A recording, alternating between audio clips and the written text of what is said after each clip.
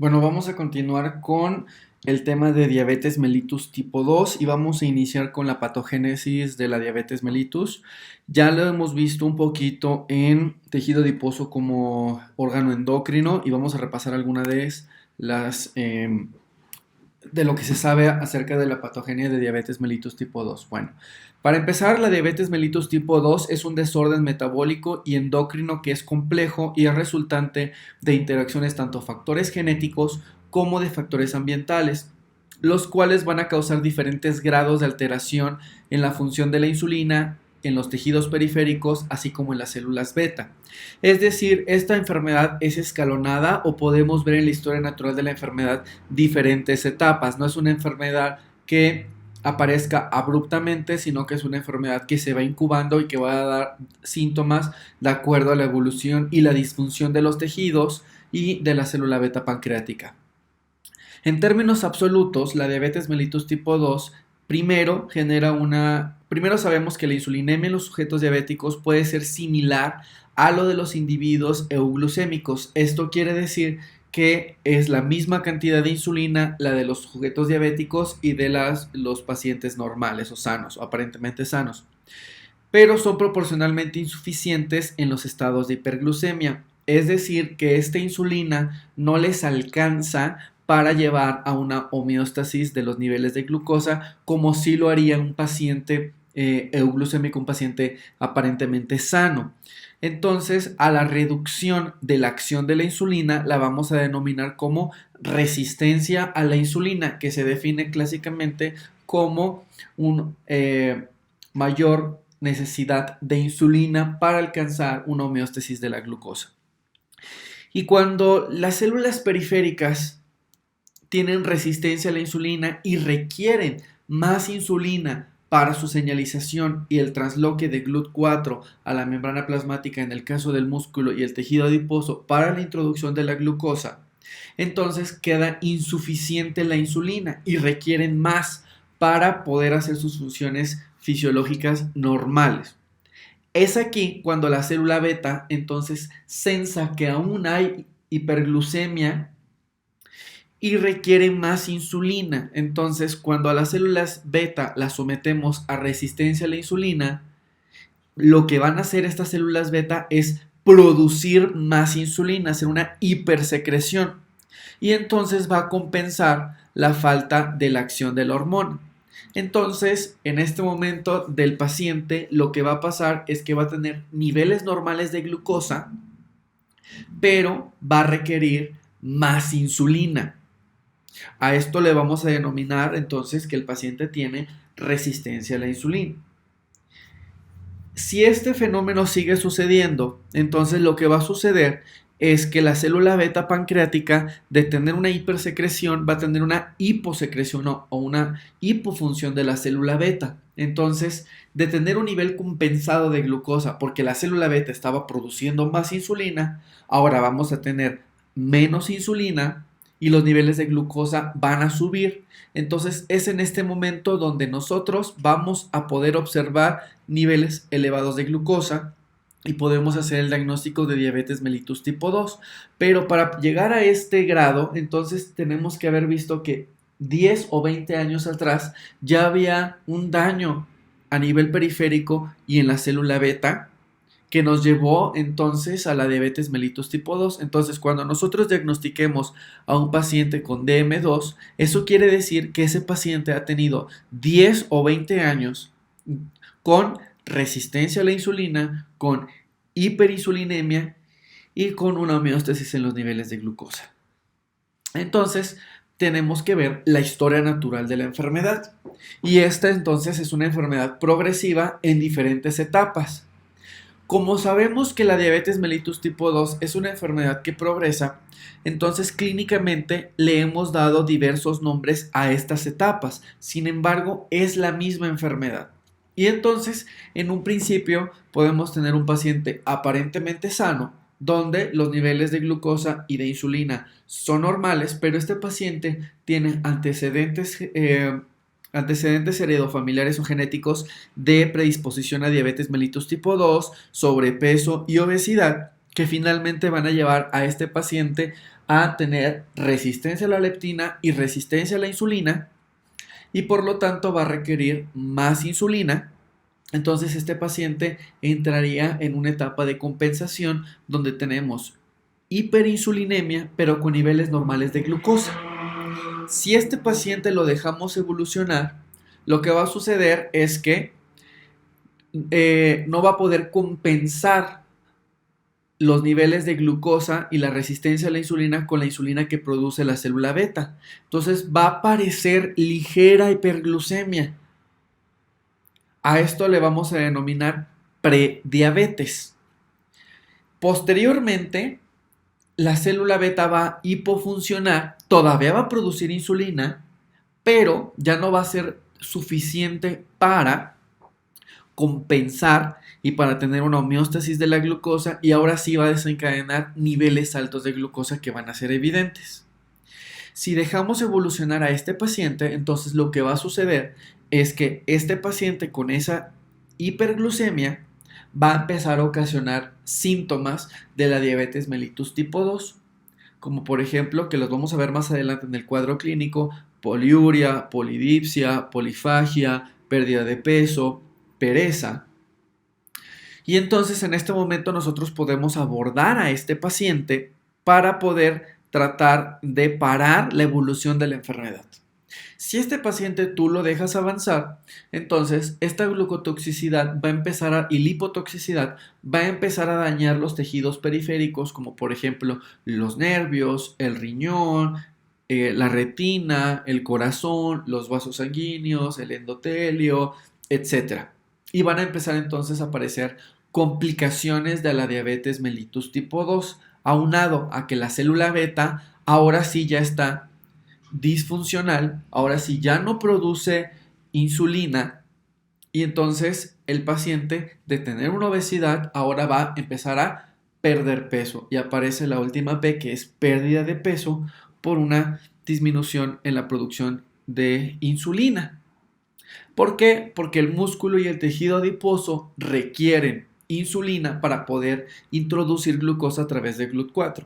Como no hay insulina, no pueden introducir GLUT4 y entonces empieza una hipoatrofia celular, tanto del tejido adiposo como del músculo, aunado a que empiezan a aparecer complicaciones crónicas de la diabetes mellitus tipo 2. Entonces esta es una diabetes mellitus avanzada, donde tenemos ahora un paciente delgado con niveles de glucosa muy altos, por arriba de 200 o de 300, con complicaciones que pueden ser agudas, como un estado hiperosmolar hiperglucémico, o complicaciones crónicas como neuropatía diabética periférica, insuficiencia renal crónica, infarto agudo del miocardio, enfermedad cerebrovascular, etc.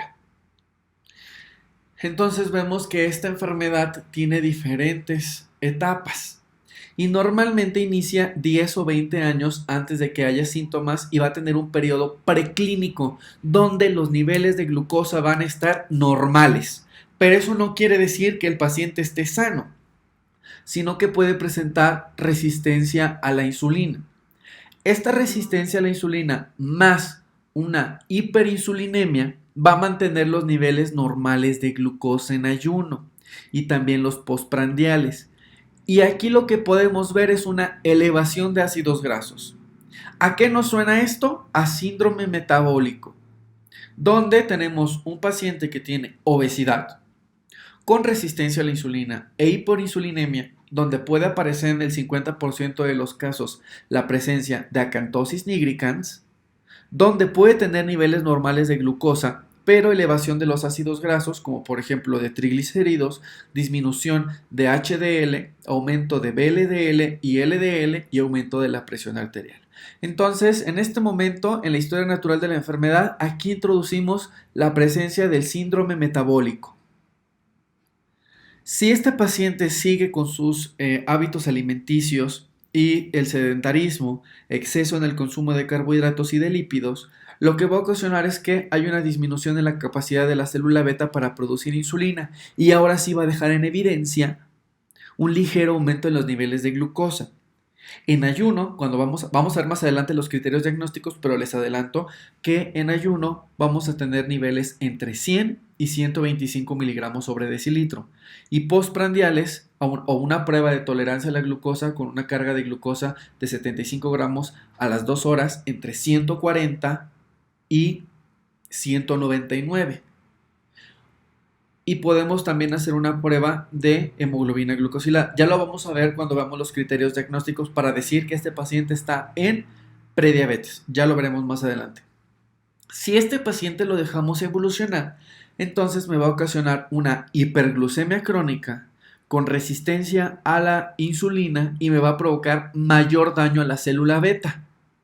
Y ahora sí me va a dejar en evidencia una diabetes mellitus tipo 2 con una glucosa en ayuno por arriba de 126 miligramos sobre decilitro, la prueba de postprandial con una carga de glucosa de 75 gramos arriba de 200 o aleatoria, una glucosa por arriba de 200 y una hemoglobina glucosilada por arriba de 6.5%.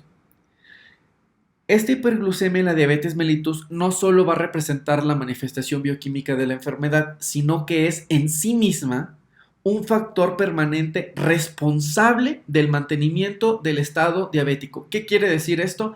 Que aparte de que la glucosa es una manifestación bioquímica de la enfermedad, la glucosa es la que me va a hacer el daño en los tejidos y aparece el concepto de glucotoxicidad, que lo vamos a ver cuando veamos las complicaciones crónicas de la diabetes mellitus tipo 2. Entonces, en los estados de la patogénesis del paciente con diabetes mellitus tipo 2, entonces tenemos un paciente que está aparentemente sano, pero que tiene factores genéticos y ambientales que va a propiciar al desarrollo de diabetes mellitus tipo 2. En este caso, estos pacientes están clínicamente sanos.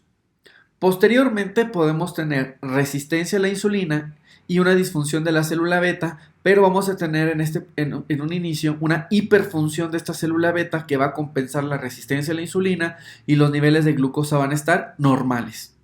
Si dejamos evolucionar a este paciente, me va a desarrollar una prediabetes con resistencia a la insulina y una pérdida en la función de la célula beta, y por eso me deja en evidencia ligeros aumentos en los niveles de glucosa.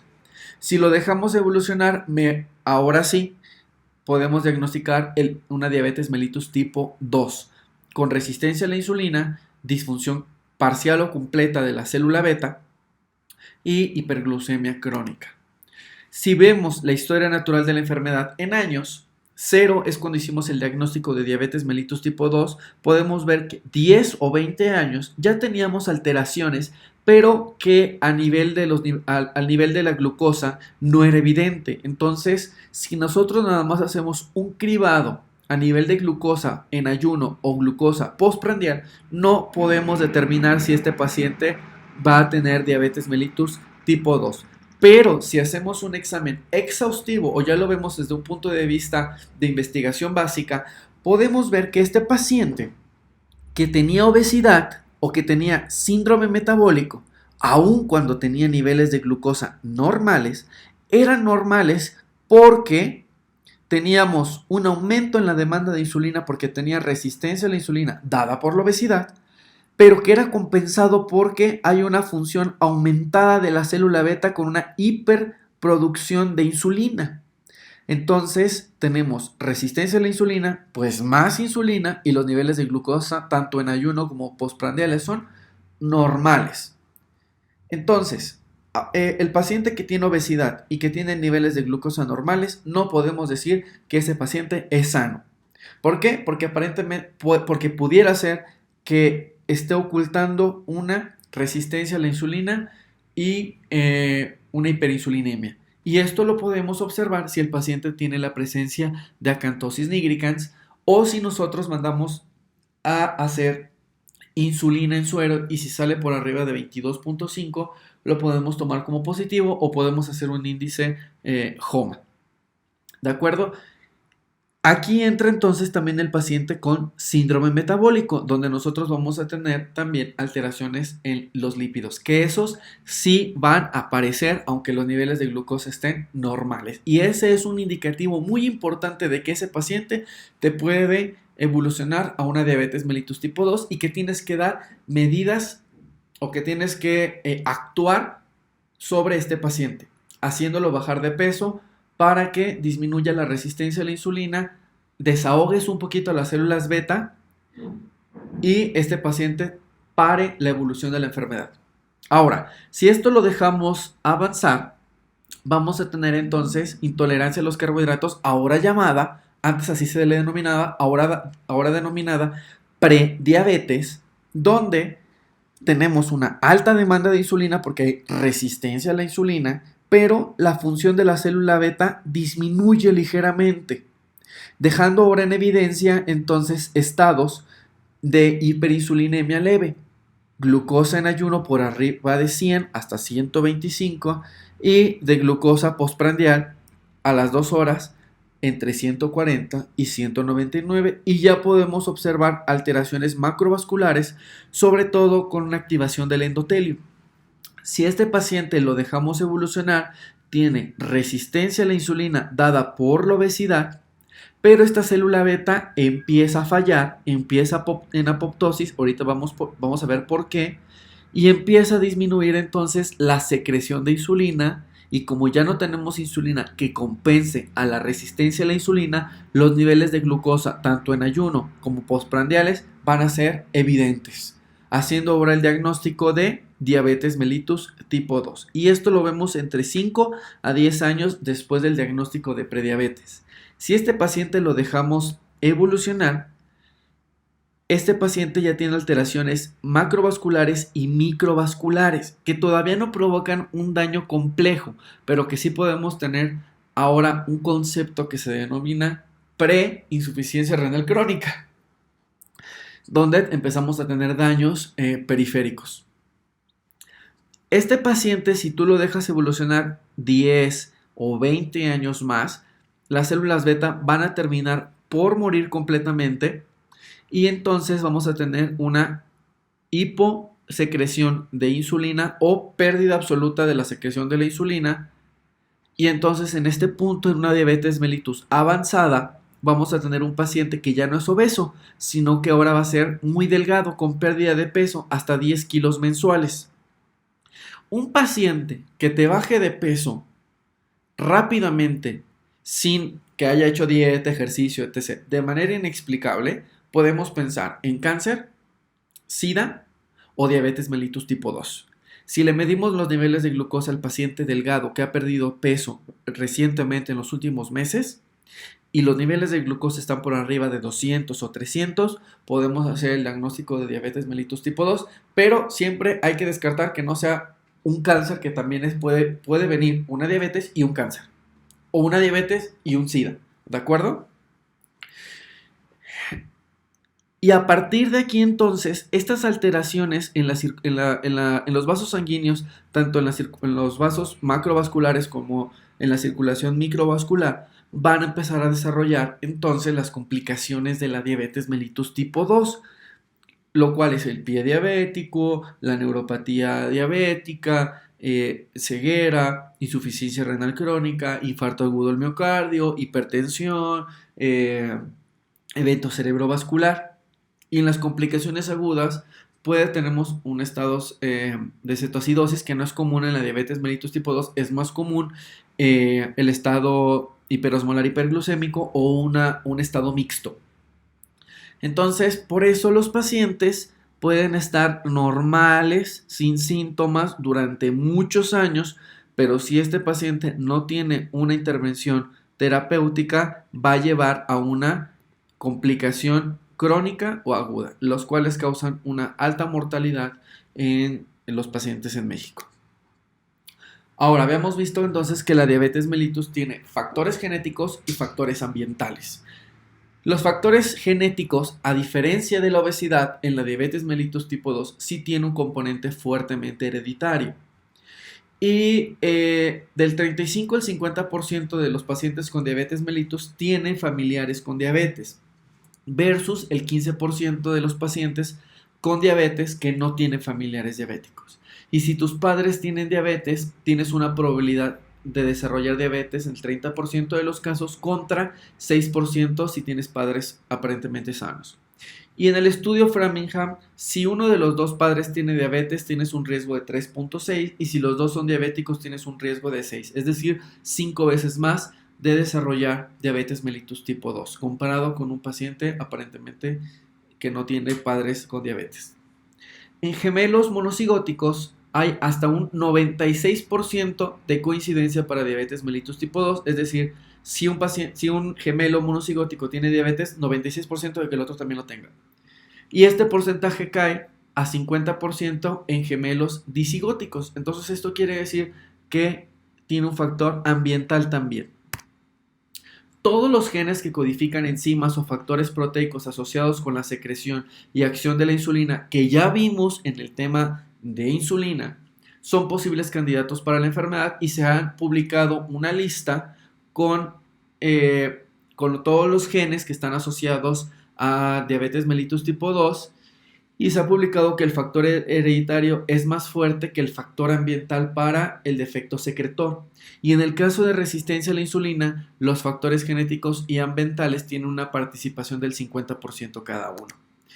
Estos son los genes que son candidatos para el desarrollo de diabetes mellitus tipo 2. Sobre todo son polimorfismos o sea, un cambio de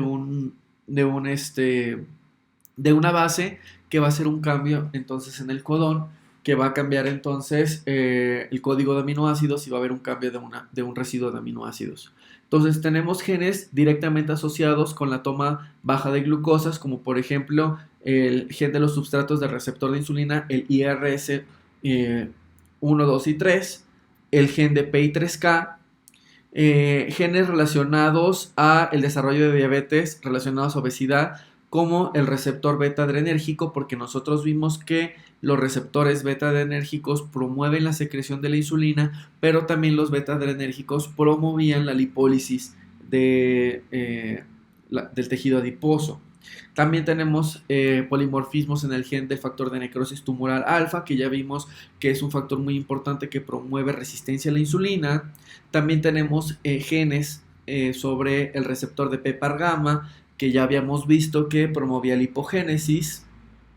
Genes relacionados a las adipocinas, como en los genes de la leptina, de la resistina, de la adiponectina y también en sus receptores.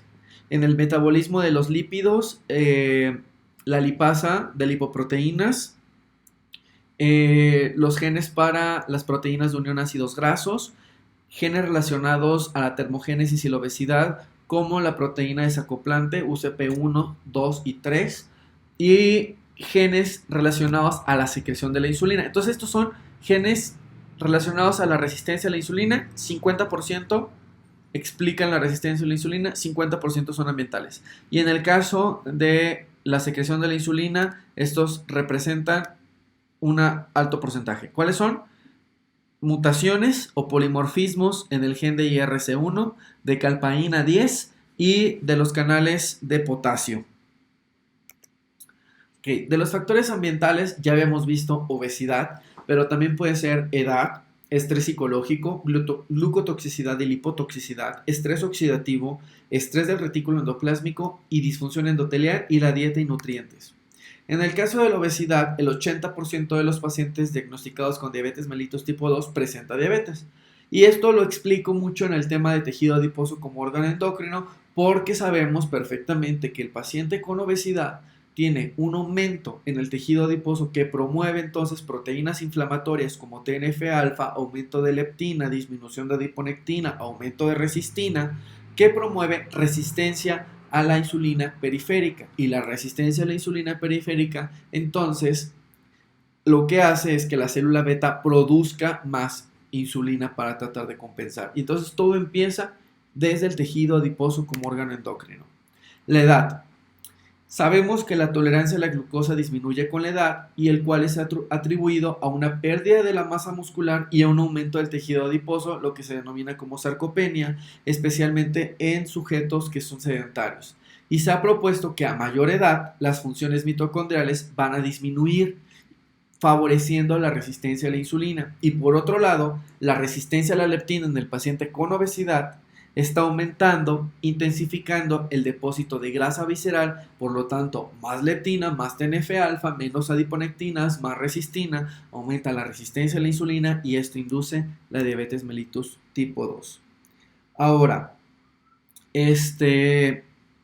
el estrés psicológico. Se ha hablado mucho sobre este tema, todavía hay estudios y son controversiales. Lo que se sabe es que el estrés psicológico agudo ha sido reconocido durante muchos años como un factor que favorece la aparición de diabetes.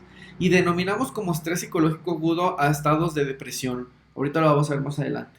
No un susto, ¿ok? Para que no se confunda estrés psicológico con un susto y el desarrollo de diabetes mellitus tipo 2. No estoy hablando de eso.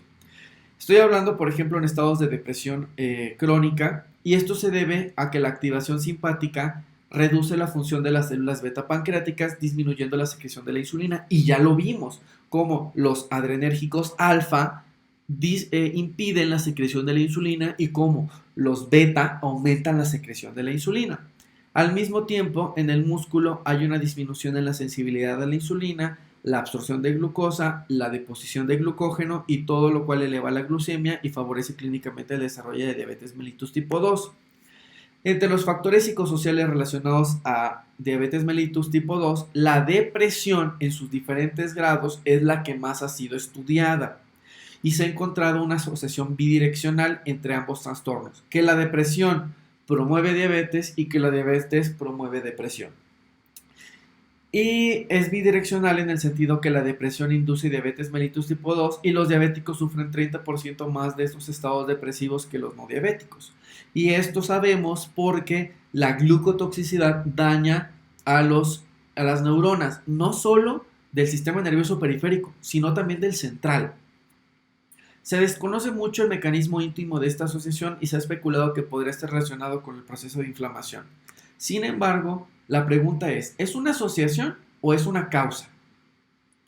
¿Por qué? Porque se ha establecido que los sujetos depresivos son físicamente menos activos y consumen muchísimo más calorías y que debido a estos trastornos psíquicos también tienen malos hábitos alimenticios y ambos comportamientos favorecen la obesidad, la resistencia a la insulina y la diabetes. Entonces aquí entra la pregunta, ¿fue la depresión la que causó la diabetes mellitus tipo 2 o fue la depresión la que causó la obesidad, el sedentarismo, el aumento de carbohidratos y esto en realidad es lo que ocasiona el desarrollo de diabetes mellitus tipo 2? También sabemos que ya el paciente que es diabético es muy sensible a los efectos del estrés físico y que está relacionado con la estimulación adrenérgica que podría reducir la secreción de insulina y la utilización de glucosa. Ya lo vimos a través de los receptores alfa adrenérgicos. En los últimos años, el metabolismo normal de la glucosa se ha correlacionado con trastornos del sueño y obviamente el paciente con obesidad que tenía apnea del sueño.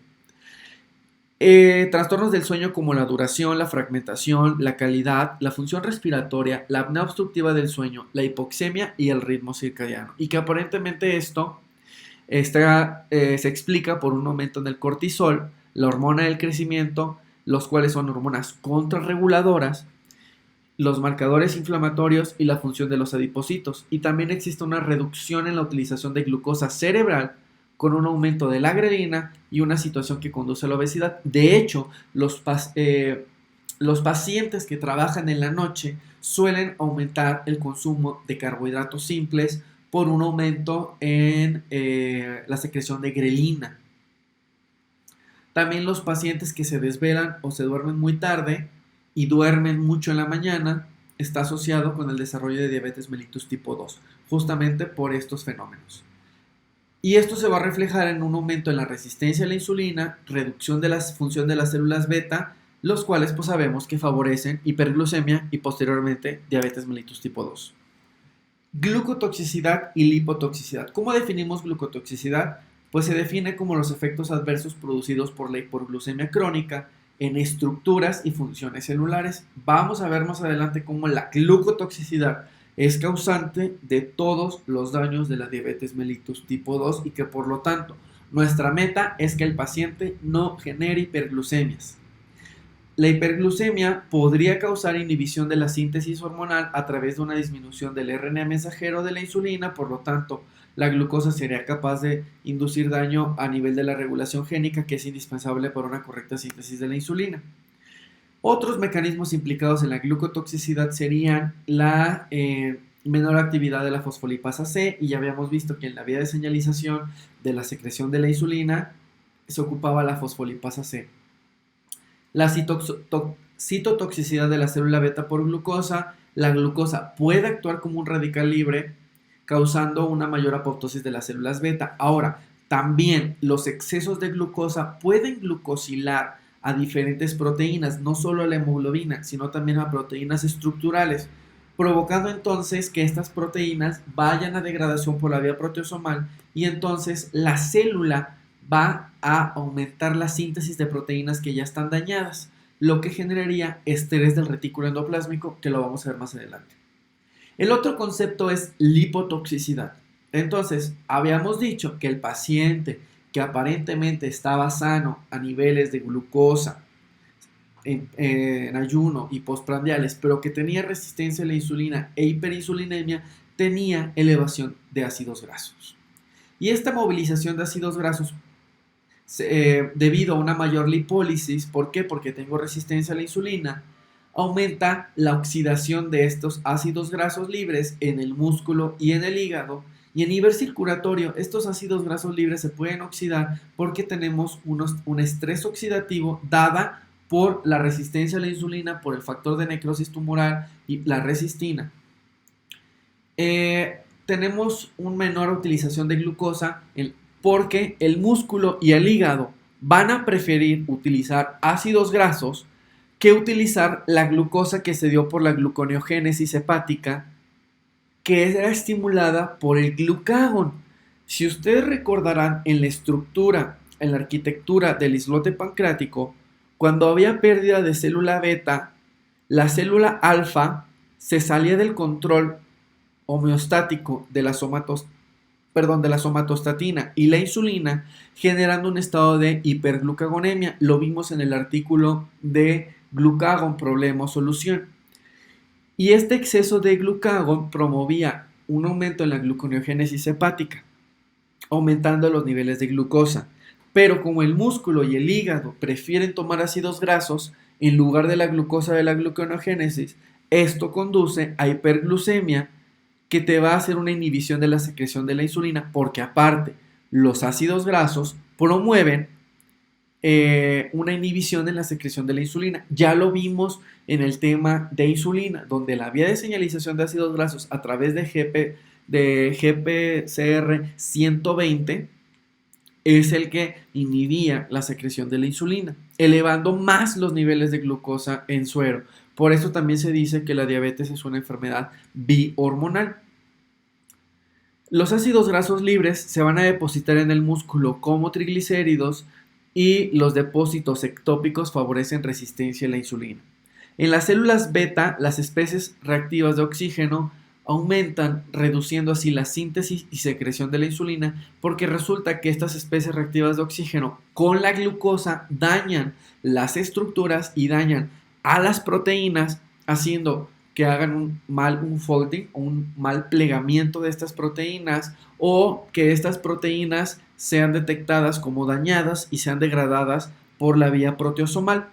Por lo tanto, se reconoce como un mecanismo dual para la lipotoxicidad en la patogénesis de diabetes mellitus tipo 2, lo cual favorece resistencia a la insulina y tiene un efecto nocivo directo sobre las células beta.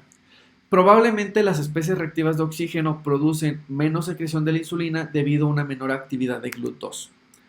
Entonces, ambos, la gluco como la lipotoxicidad, es capaz de causar inflamación en las células beta pancreáticas, en los tejidos periféricos donde actúa la insulina, y en las células beta se va a producir la activación de la vía de señalización de NF-κB. Si ustedes recordarán, la vía de NF-κB era estimulada por TNF-alfa, lo cual promovía esta vía de señalización, llegaba al núcleo y promovía la transcripción de genes relacionados a la inflamación como interleucina 1 e interleucina 6. En el tejido adiposo visceral hay una disminución de la adiponectina, que es antiinflamatoria, y un aumento de las citocinas proinflamatorias como leptina, TNF-alfa e insulina. Y ustedes recordarán que la insulina es antiinflamatoria y como tenemos resistencia a la insulina, entonces tenemos disminuida las vías antiinflamatorias y aumentadas las vías inflamatorias.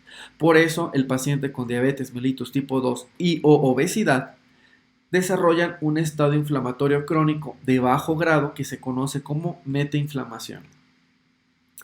Entonces, la glucotoxicidad y la lipotoxicidad van a dañar estructuras y las especies reactivas de oxígeno dadas por una disfunción mitocondrial van a promover entonces daños a las estructuras, a las proteínas que van a ser degradadas por la vía proteasomal y entonces requieren que este retículo endoplásmico esté traduciendo mucho RNA mensajero y haciendo muchas proteínas nuevas, generando entonces estrés oxidativo.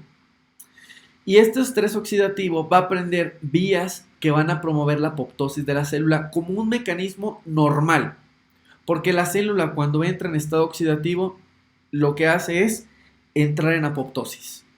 Eso, el estrés oxidativo se ha estudiado mucho en infecciones bacterianas, en infecciones virales, etc. Pero en diabetes mellitus tipo 2 es dada por una glucosilación anormal de las proteínas, daños de las células por generación aumentada de especies reactivas de oxígeno. También recordarán que la vía de señalización de TNF-alfa y de la leptina promueven estados de oxidación, disminuyendo las vías antioxidantes, como por ejemplo la del glutatión. En las células beta, las especies reactivas de oxígeno causan un decremento en la síntesis y secreción de la insulina porque las células beta tienen una baja capacidad antioxidante.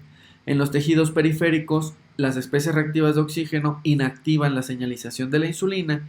Y por el otro lado también se ha visto y se ha estudiado mucho, de hecho en el CIMBESTAF en toxicología se ha estudiado mucho el papel de tóxicos presentes en el agua y en el ambiente y en el aire como desencadenantes de diabetes mellitus tipo 2 y se ha comprobado que productos químicos o ambientales o del agua pueden promover la muerte de células beta. Uno de ellos es el flúor.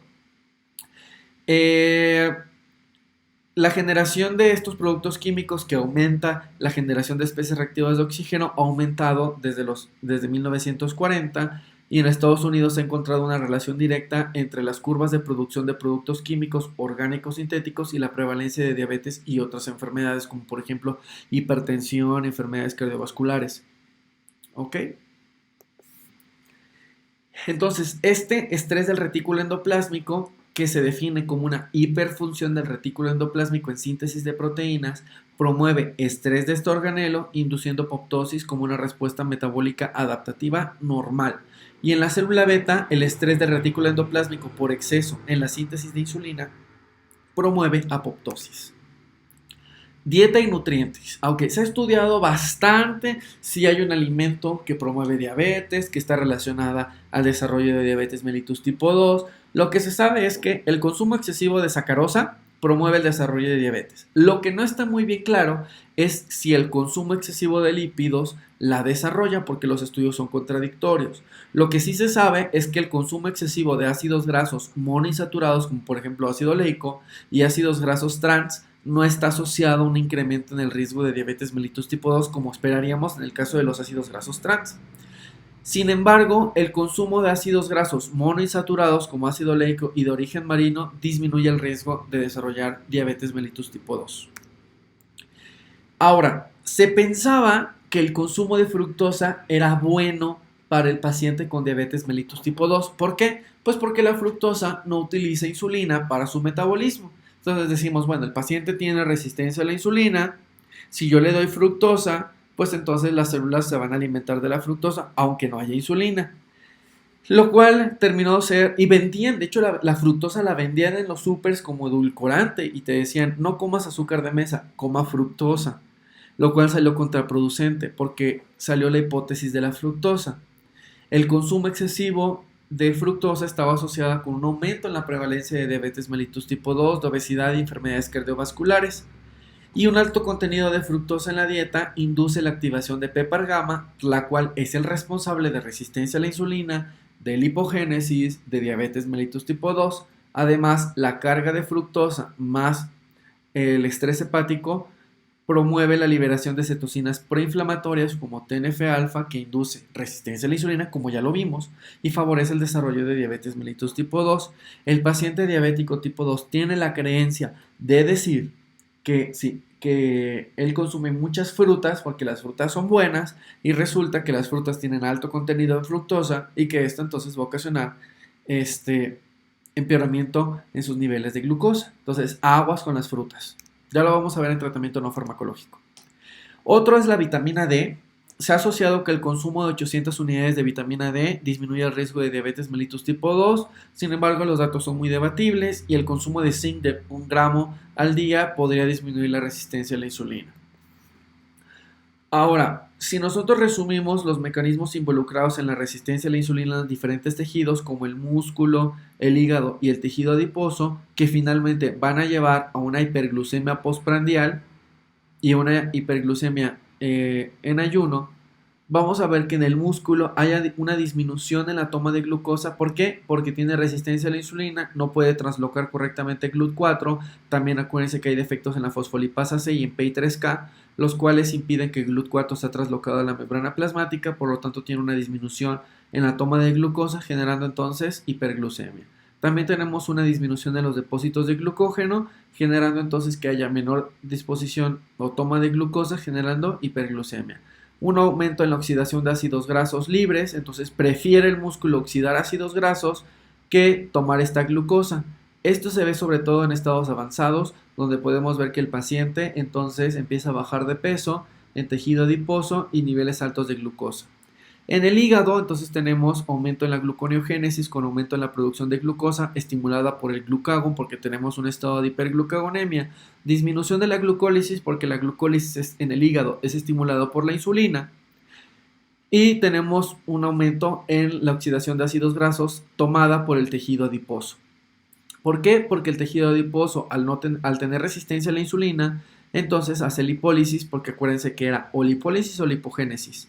Entonces tenemos un aumento en la lipólisis, aumento en los ácidos grasos libres, que son los que van a alimentar al músculo y al hígado, prefiriendo los ácidos grasos que la glucosa, generando entonces estados de hiperglucemia. Y esta hiperglucemia es la que va a dañar finalmente al resto de los tejidos. Esta hiperglucemia termina dañando al tejido adiposo, al hígado, al músculo y a los demás. Tenemos otras alteraciones en diabetes mellitus tipo 2, como por ejemplo hiperglucagonemia, disminución del efecto incretina. Aquí no sé por qué puse incrimina, es incretina. La microbiota, ya lo vimos en el artículo que les pasé sobre la dieta personalizada, donde tenemos que la microbiota controla mucho del metabolismo. Hay varios estudios. En un principio se creía que el consumo de edulcorantes era benéfico para el paciente con diabetes mellitus tipo 2 porque entonces así ya no utilizaba sacarosa, azúcar normal de mesa. Y entonces ya no tenía el consumo de fructosa, que es una molécula de glucosa con una fructosa. Entonces ya no tenía elevaciones de la glucosa. Pero ¿qué pasaba? Resulta que la microbiota aumentaba los fermicutes y estos metabolizan diversos alimentos como por ejemplo la celulosa, que no puede ser metabolizada, y otras moléculas de carbohidratos que no pueden ser asimiladas por el cuerpo, y entonces generan ácidos grasos de cadena corta, como acetilcoenzima, y entonces lo que hacen es que estos sí se absorben en el tubo digestivo, y esta acetilcoenzima absorbida genera entonces o glucosa de nuevo a través de gluconeogénesis, o la acetilcoenzima se transforma a malato, y de malato entonces vamos a generar palmitato, y de palmitato se esterifica con una molécula de glicerol y hacemos triglicéridos. Entonces la microbiota juega un papel muy importante en el paciente con diabetes mellitus tipo 2. Y un incremento en la reabsorción renal de la glucosa. Ustedes saben que en el riñón, en el túbulo renal, tenemos unos transportadores que se llaman CGLT2. Y estos CGLT2 son los encargados de permitir la reabsorción de glucosa cuando se hace el filtrado glomerular. Y entonces estos pacientes tienen un aumento en la reabsorción renal de glucosa. Aunque se está generando mucha glucosa, un mecanismo homeostático es tirar la glucosa en la orina. ¿Para qué? Para tratar de equilibrar los niveles de glucosa en sangre. para que no generar glucotoxicidad. Pero entonces hay una hiperfunción en la reabsorción renal de glucosa, entonces este mecanismo homeostático se encuentra alterado. Y entonces podemos hablar entonces de el octeto ominoso, donde tenemos 8 órganos que juegan un papel muy importante para culminar en hiperglucemia. Y esta hiperglucemia finalmente va a terminar alterando todos estos 8 órganos. ¿Cuáles son? El tejido adiposo, con un incremento en la lipólisis, entonces generación de ácidos grasos libres. El riñón, aumentando la reabsorción de glucosa. El músculo, el cual disminuye la toma de glucosa y toma los ácidos grasos libres, generando hiperglucemia. Disfunción de los neurotransmisores, con un aumento en la actividad de los alfa-adrenérgicos y disminución de los beta-adrenérgicos, los cuales promueven una disminución en la secreción de insulina, causando hiperglucemia. Resistencia a la insulina vascular, generando estados de disfunción endotelial. Tenemos entonces también un incremento en la producción de glucosa hepática, aumento de la gluconeogénesis dada por el glucagón, generando hiperglucemia. En el páncreas tenemos una disminución de la secreción de insulina y un aumento de la secreción de glucagón, generando hiperglucemia. Y finalmente una disminución del efecto incretina, que va a ocasionar hiperglucemia. Y todos estos 8 órganos participantes se han desarrollado fármacos contra todas estas funciones. En el caso de la lipólisis, utilizamos tiazolidin-dionas y metformina. En el caso del músculo, para aumentar la toma de glucosa muscular, tiazolidin-dionas, que van a jugar un papel sobre la vía de PPAR-gamma. Para el hígado, metformina y tiazolidin-dionas. En el caso de disminución del efecto incretina, utilizamos análogos de GLP-1 como las incretinas o los incretin miméticos. Igual en la disfunción de los neurotransmisores, utilizamos incretin miméticos. En el caso del efecto también de incretina, inhibidores de DPP-4. Y estos análogos de GLP-1 aumentan la secreción de la insulina. También nuevos fármacos bloquean el glucagón. Otros son análogos de somatostatina, otros son análogos de grelina, que son nuevos fármacos. Para la resistencia a la insulina se utiliza metformina. Van a venir nuevos fármacos como las imeglitinas y inhibidores de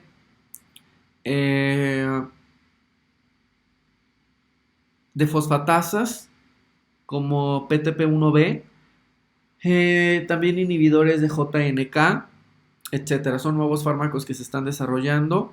En el estado de inflamatorio, se me olvidó también mencionarles, pues tenemos todas las vías del biosensor energético, TNF-alfa, especies reactivas de oxígeno, la vía de NF-kappa y TLR4, etcétera. Todos los que promueven inflamación, que es uno que no se toma tan en cuenta, que es promovido por el sistema inmune. Entonces nosotros podemos ver una representación esquemática entre la relación de la cantidad de células beta, es decir, la masa de células beta, y la función de las células beta, donde podemos ver que un paciente normal tiene una cantidad de célula beta con una función. Y en el paciente obeso tenemos entonces un aumento en la célula beta, con un aumento en la función de la célula beta. ¿Por qué? Porque tenemos resistencia a la insulina. Esto va a evolucionar un paciente con diabetes, donde va a disminuir la célula beta y disminuir la función de la célula beta, generando entonces la diabetes mellitus tipo 2, la cual puede ser reversible parcialmente, no un estado normal, pero sí reversible si nosotros tenemos intervenciones terapéuticas sobre este paciente. Y en el caso del paciente obeso, nosotros podemos regresar a un estado normal si nosotros hacemos intervenciones sobre la pérdida de peso.